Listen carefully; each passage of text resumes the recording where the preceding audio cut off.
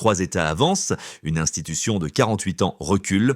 Sur le terrain, l'Alliance du Sahel lance des poussées limitées mais coordonnées, rouvre des axes, fait revenir des trajets nocturnes et voit des marchés reprendre pendant que l'institution diffuse des communiqués depuis des salles de conférences lointaines. Pour des villages entre frontières, que vaut une autorité qui promet une stabilisation mais arrive après la menace? Et pourquoi Ibrahim Traoré cristallise-t-il l'idée qu'un autre tempo est possible? Si la protection devient visible, la légitimité change de main sans bruit dans l'esprit des civils. Ce texte explique pourquoi au Sahel, la sécurité concrète a commencé à compter davantage que la légitimité héritée et ce que ce basculement implique pour l'ordre régional. Il s'agit de comprendre en quelques minutes ce qui change quand des populations cessent d'attendre des mécanismes lents et se tournent vers ceux qui agissent au rythme de la menace. Pendant des années, l'architecture régionale a fonctionné comme une boussole politique fixant des règles, arbitrant des crises et incarnant une autorité reconnue à l'extérieur. Mais sur le terrain, l'écart entre décisions annoncées et effets vécus s'est creusé. À mesure que des routes restaient impraticables et que des localités se vidaient, la question n'était plus idéologique, elle était existentielle. Ce décalage a créé un espace où une autre logique pouvait émerger, moins de procédures, plus d'actions mesurables, moins de symboles, plus de résultats visibles, ce qui est en jeu dépasse un cas régional. Il s'agit de savoir comment la confiance se déplace quand la protection devient la première unité de valeur politique. La rupture n'a pas commencé avec les coups d'État ni avec les retraits étrangers. Elle a commencé plus tôt quand les populations ont cessé de croire que les institutions pouvaient encore les protéger et ce basculement s'est produit bien avant que l'Alliance du Sahel ne soit formalisée. En comparaison, alors que les cadres régionaux parlaient en cycles longs et en sommets successifs, l'Alliance a agi sur des fenêtres courtes, parfois en quelques jours, et cette différence de tempo a suffi à déplacer la confiance. Pendant des décennies, l'organisation régionale a servi de centre de gravité. Elle interprétait les crises, fixait les lignes rouges et incarnait l'interlocuteur unique pour Washington, Bruxelles ou Paris. Lorsqu'un État vacillait, on attendait une médiation, une résolution, une feuille de route. Ce modèle reposait sur une croyance tacite, même imparfaite, l'institution restait indispensable. Mais à mesure que la violence s'intensifiait dans le Sahel, la distance entre l'action institutionnelle et l'impact réel est devenue impossible à ignorer. Dans des zones rurales du Burkina Faso, du Mali et du Niger, des villages se vidaient pendant que des communiqués circulaient.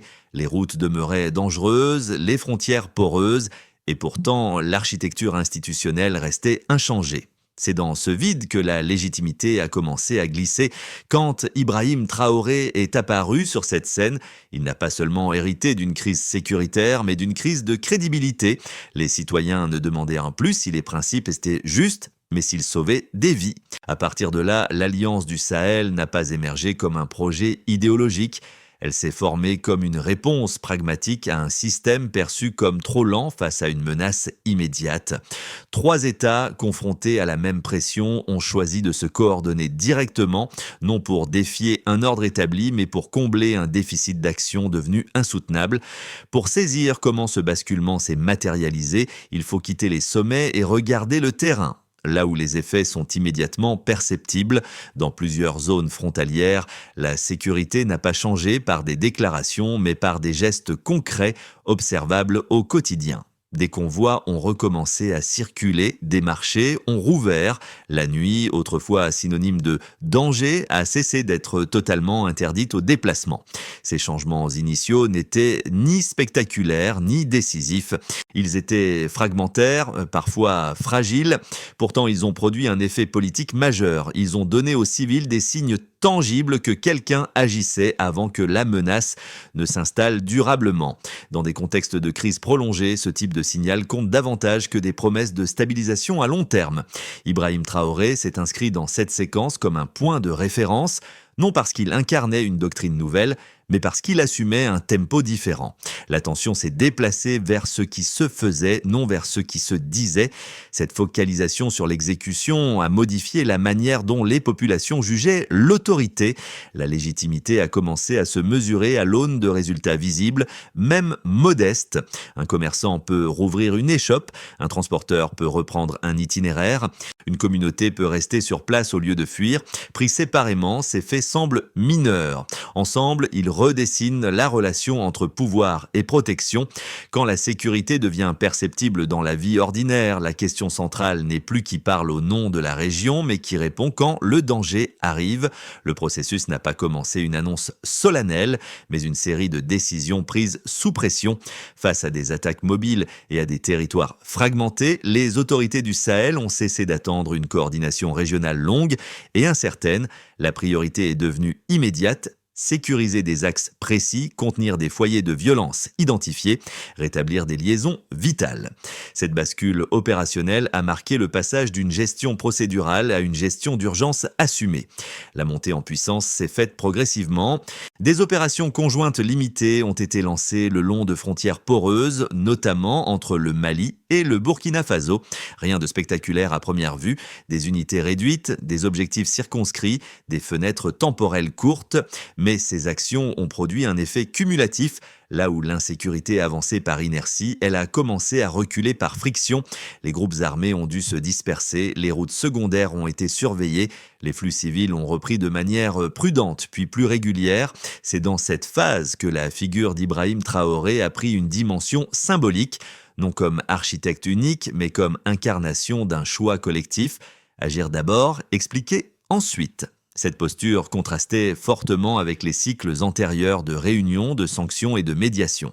Le message implicite était clair: la sécurité ne pouvait plus attendre l'alignement parfait des procédures. Un moment décisif est survenu lorsque la pression institutionnelle s'est transformée en menace ouverte. Après le coup d'État au Niger, l'éventualité d'une intervention militaire régionale a plané. La réponse de l'Alliance du Sahel a redéfini l'équation stratégique. Toute attaque contre l'un serait considérée comme une attaque contre tous.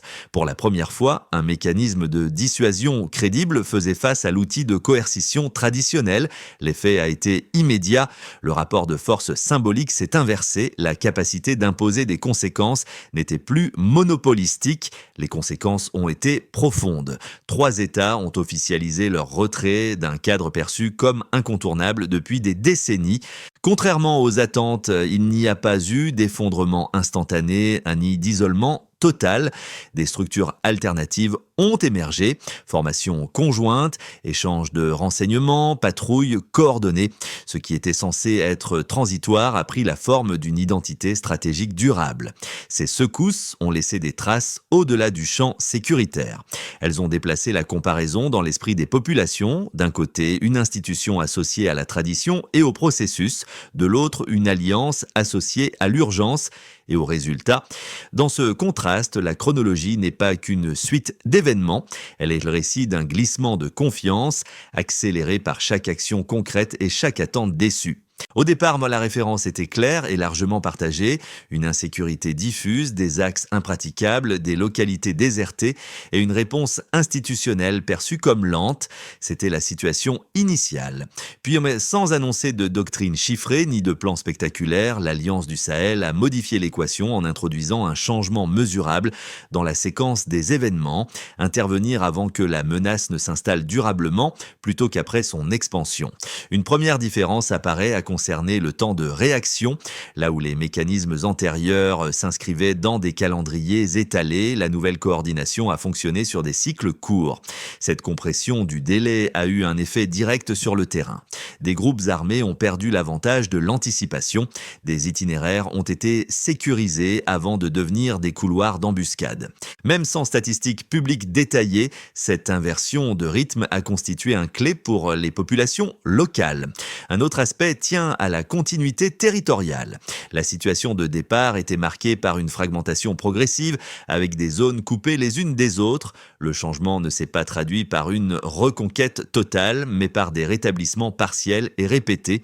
Des liaisons ont recommencé à fonctionner, des échanges locaux ont repris. La valeur de ces évolutions ne réside pas dans leur ampleur absolue, mais dans leur régularité. Une amélioration intermittente peut être accidentelle, une amélioration répétée devient un signal. Un autre changement notable est d'ordre comportemental. Avant, la norme était l'évitement, éviter de voyager, éviter de commercer, éviter de rester. Après, des choix différents ont émergé, rester devient à nouveau envisageable. Se déplacer redevient calculable. Cette modification des décisions individuelles constitue une donnée sociale forte. Elle indique que le risque perçu a changé, même si le danger n'a pas disparu. Ibrahim Traoré est souvent associé à cette lecture parce qu'il a assumé publiquement cette logique de preuve par les faits. Le discours n'était pas centré sur des objectifs lointains, mais sur des résultats observables, immédiatement contestables ou confirmables par ceux qui vivent la situation. Cette exposition directe au verdict du terrain a renforcé la crédibilité du changement. Enfin, la comparaison avec l'ancien modèle a servi de cadre d'évaluation. Là où les institutions régionales produisèrent des textes, l'Alliance produisait des variations visibles dans la vie quotidienne. Cette différence a fonctionné comme une métrique implicite. Elle a permis aux civils de comparer deux systèmes, non pas sur leurs intentions, mais sur leurs conséquences. Ces preuves ne sont ni définitives, ni exemptes de fragilité. Elles restent dépendantes de la durée et de la capacité à se maintenir. Mais en politique, surtout en contexte de crise, la perception d'un changement mesurable suffit souvent à déplacer la confiance. Et une fois ce déplacement amorcé, il devient lui-même un facteur de stabilité relative, tant que les effets continuent d'être ressentis. La critique la plus solide adressée à l'Alliance du Sahel est celle de la durabilité. Des observateurs soutiennent qu'une coordination rapide, centrée sur l'urgence, peut produire des effets initiaux sans garantir une stabilité de long terme. Selon cet argument, l'absence de cadres institutionnels éprouvés expose l'action à l'épuisement, aux dérives internes et à l'isolement diplomatique.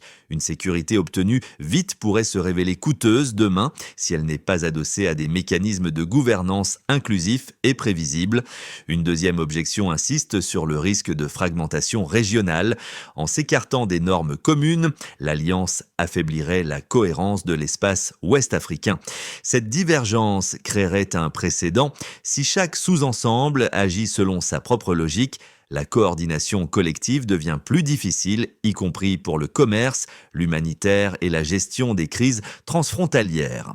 Dans cette lecture, l'efficacité locale serait payée par une instabilité systémique accrue.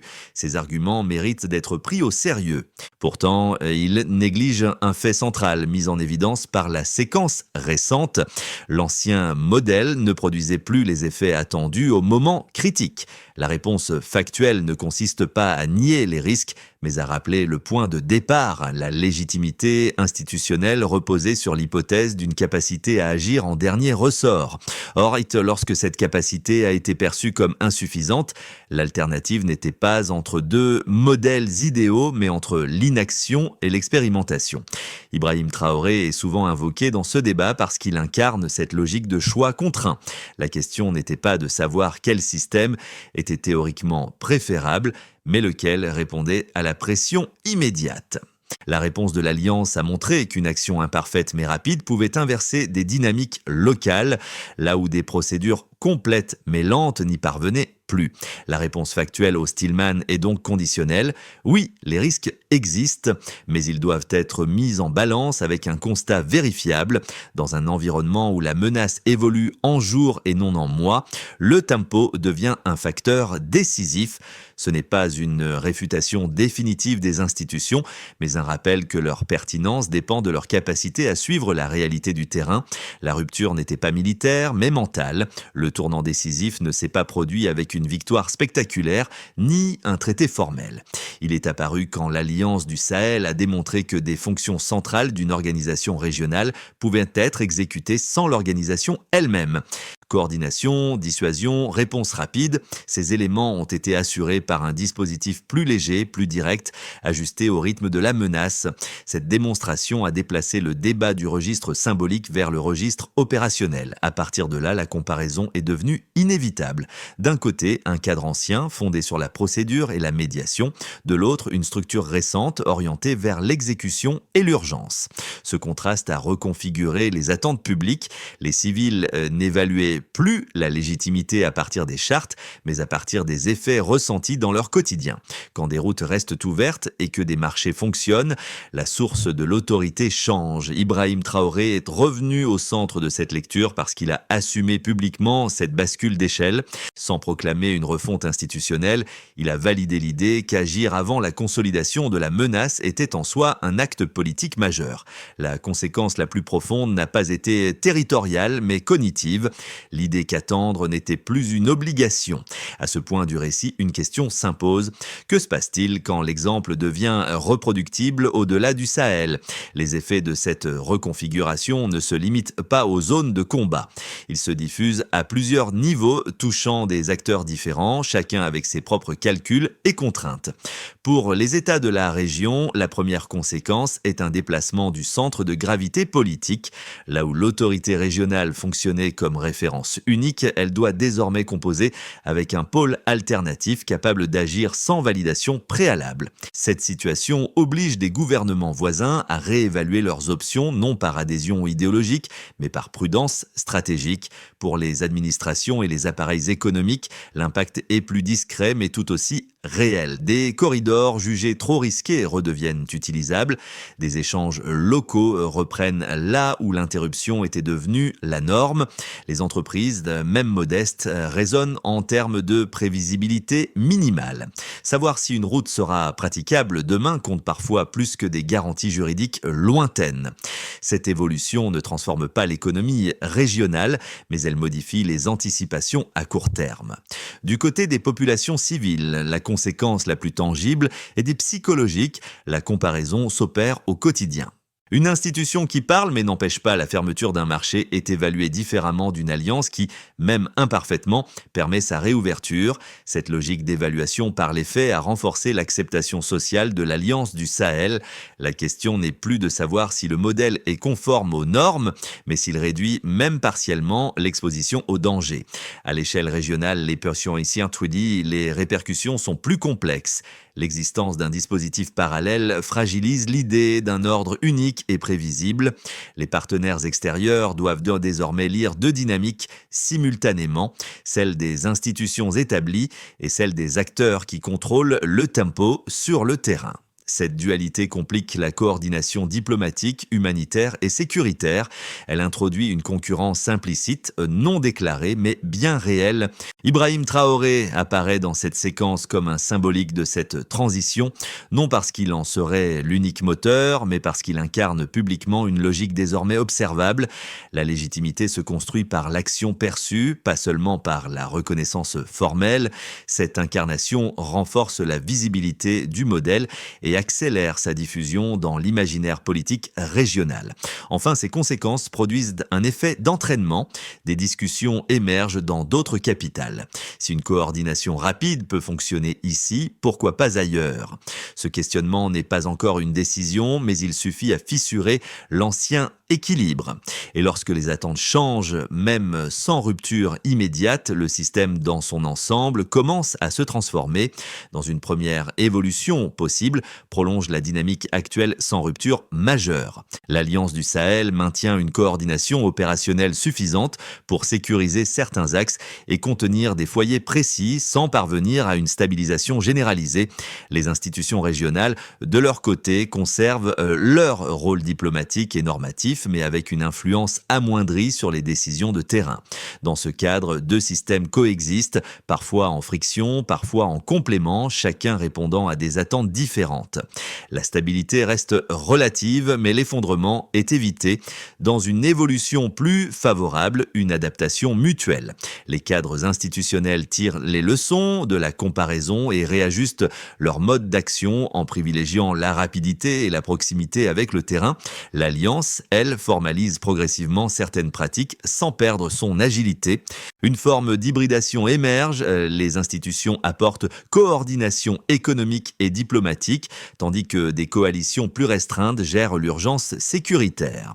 Cette convergence réduit les tensions régionales et améliore la lisibilité pour les partenaires extérieurs. La confiance, sans être totale, se stabilise autour de résultats tangibles. Dans une évolution plus tendue part d'un durcissement des lignes. La divergence entre les deux modèles s'accentue, les sanctions, les pressions politiques et les incompréhensions mutuelles se multiplient. La coordination régionale se fragmente davantage, compliquant la gestion des crises transfrontalières. Dans ce contexte, même des gains sécuritaires locaux risquent d'être neutralisés par des blocages économiques et diplomatiques.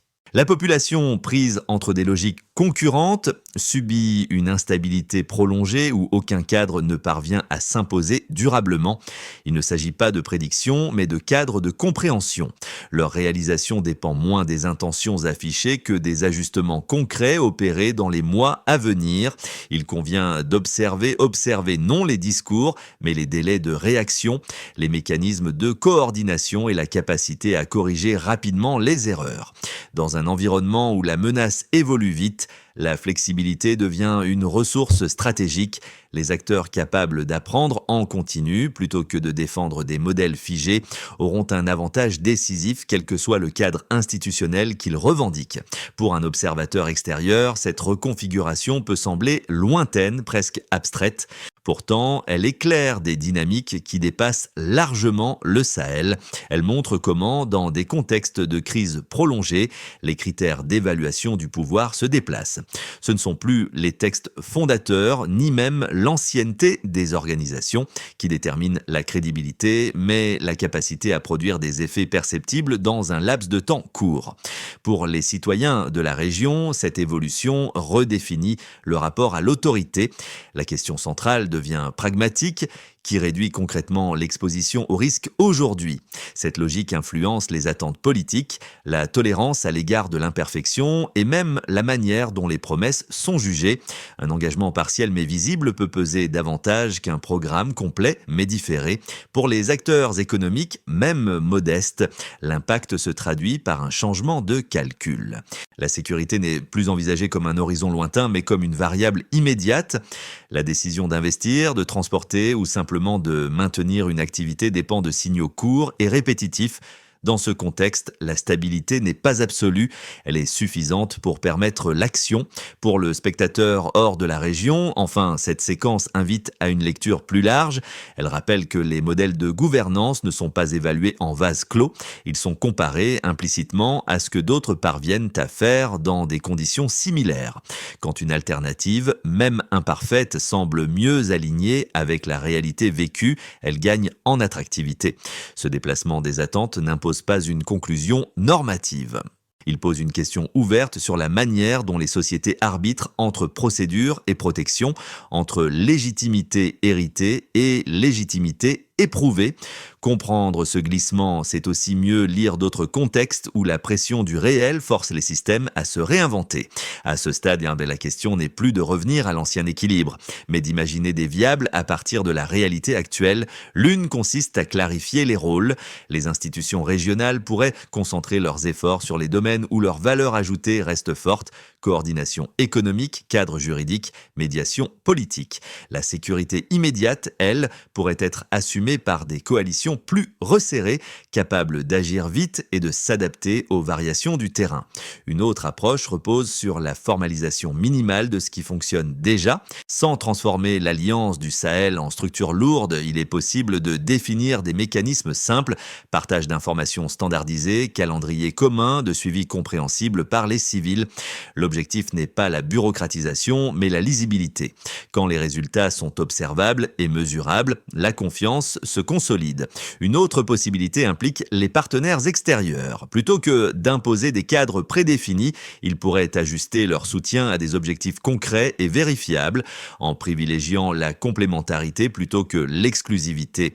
Cette approche réduit le risque de confrontation symbolique et favorise une stabilisation progressive. Ibrahim Traoré apparaît ici comme un acteur clé de cette phase, non par son statut individuel, mais par la responsabilité qu'il incarne. La durabilité du modèle dépendra de la capacité à transformer l'urgence en méthode, sans perdre la réactivité qui a fondé sa crédibilité.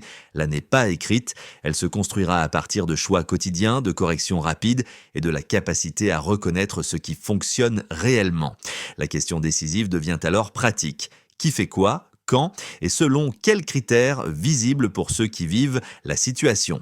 Le fil conducteur de cette histoire ramène toujours au même endroit, le quotidien ordinaire qui recommence.